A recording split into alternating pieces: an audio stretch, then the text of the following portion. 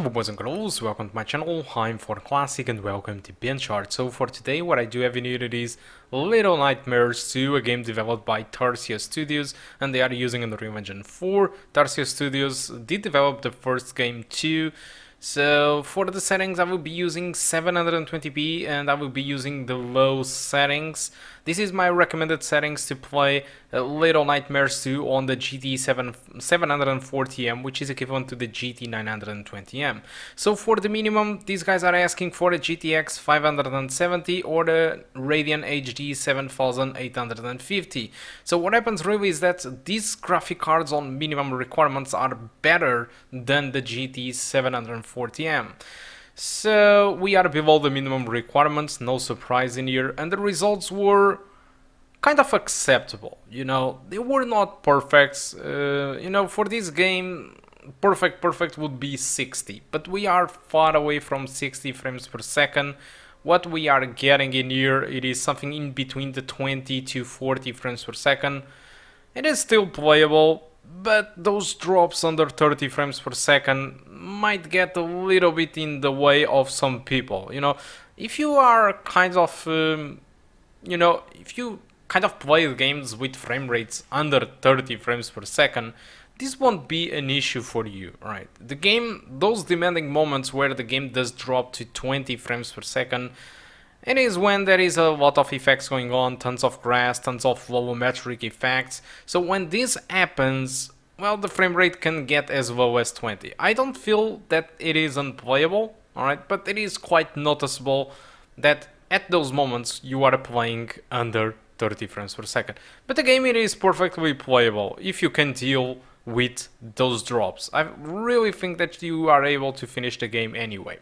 Now the good thing about this is that despite we are playing at low settings, this game does look good at low settings. I mean, comparing to medium, high or ultra, I think you are getting pretty much the full package. You get shadows, you get volumetric lightnings, you get grass.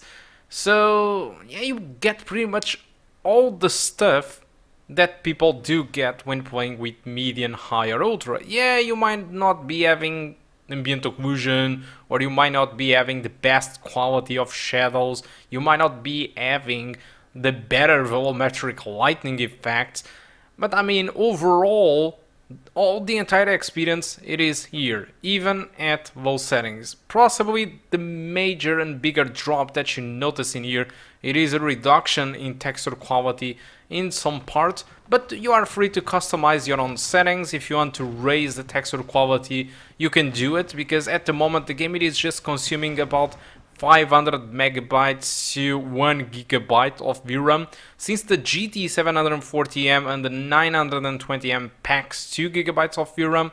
So you are free to raise the textures at a cost of 1 or 2 frames per second and get better textures. But that's about it. I really mean it. Low settings in this game, it does look good. 30 frames per second in this game, it is acceptable. Those drops under 30 might be, well, a little bit of a downside in this game. But I mean, the GT 740M, it is a quite old card. It wasn't really created for the gaming community.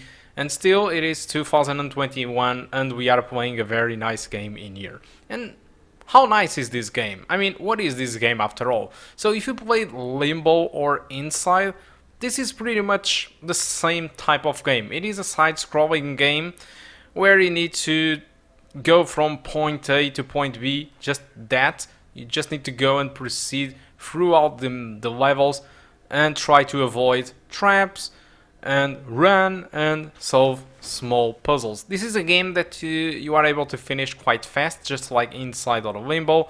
You can finish this game in 3 to 4 hours, so it's not really a long game, but the rides that you will take throughout these 3 or 4 hours, it will be jaw-dropping. At least it is according to comments and critics, because on Metacritic this game, it is scoring about 84 or 86. I think it's a really good score. On Steam, more than 90% of the Steam users are satisfied with the game, so it is really great. They say that it is just absolutely great. It is well optimized, the graphics are good enough, it is a good revamp comparing to the first game. So they are doing everything right. Now, the only thing that might get a little bit in the way of buying the game, it's not really the price. I mean, it costs $29.99, so I think it's a respectable price for the quality that this game it is offering.